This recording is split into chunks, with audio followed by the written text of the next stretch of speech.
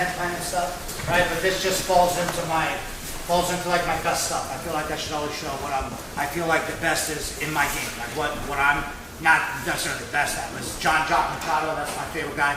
He's the best at this, right? I learned it from him, and I've spent a lot of time working on this, right? Because I'm getting older, and I do play off my back a lot. Like I would rather be, and I tell the young guys all the time, you gotta fall in love with passing. You want to be the person on top that can control the position, get past the guard, not get buggy choked, right? That's the thing, right? Get the side control, smash them, get them out.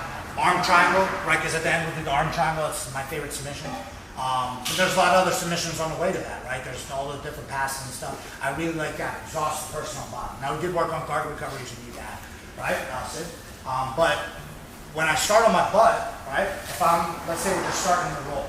Right, I start with my butt here. I want to get a hold of Sid somehow, right? Full guard. Some people have good full guard where they're going for triangles, right? A lot of times if he, gets in here, I'll throw him up and start trying to get underneath, going for leg locks. A lot of people will do that. Maybe I'll test them with that.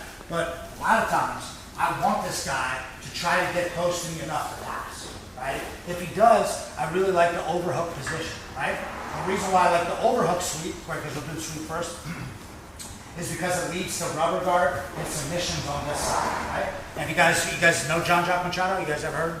John, he has, his one hand is, he was born with it deformed, so like he only has he doesn't really have fingers. So and he's real big, John Jock's, every time, it's the only time I really do gi is when I go to John Jock's, because he makes everybody do gi, but he can't grab anything. So a lot of his style was no gi already. And now you can see where a lot of Eddie Bravo's style came from, right? Heavy on the overhook. Sure, I like playing the underhook position where I'm under and I'm trying to get up to my knees, punch the guy, I get my arm out, take his back. Sometimes I don't have an option. Sometimes the person is pushing me down and he's staying in tight. And if he gets to a normal pass position, so we'll just start from here, I'm going to take a left arm overhook. When I overhook the guy, I want it up high. I don't want it too low so where he can just limp arm his arm out. I want it up high, and he always says like I'm looking at my wristwatch. I'm trying to keep that as tight as possible. Now, in the hand position, the way I teach the kids to do it first, I just hold on to his wrist.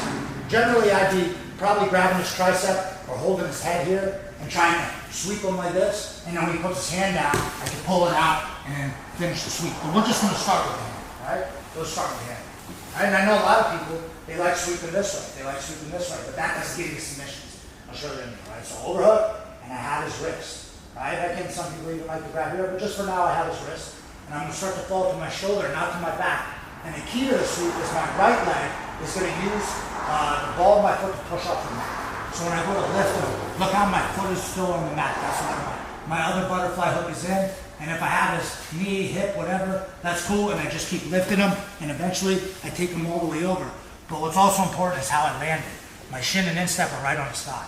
Right? That's how I want to end. I want to end with my leg like this. I don't want to end with two, right? Because then I probably didn't do it the way I wanted you guys to do it. But I want to end with one right here. And then if he clamps on my foot, so what? I can take this and eventually go for my back take if I want, or so what? If this was a fight.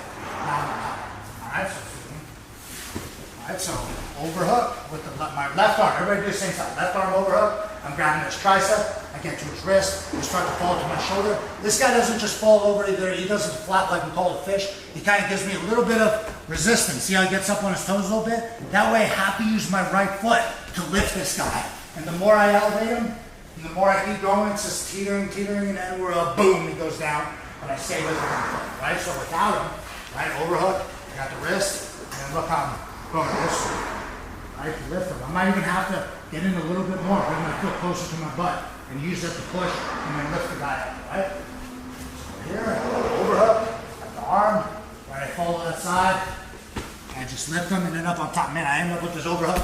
A lot of different things. I can start looking for rubber guard from the top, but mainly I want to hit the sweep, and then we'll add some subs to it, right? So overhook, got the wrist, fall, and sweep. A lot of guys have better arm. All right, let's give it a try. 1, 2, 3.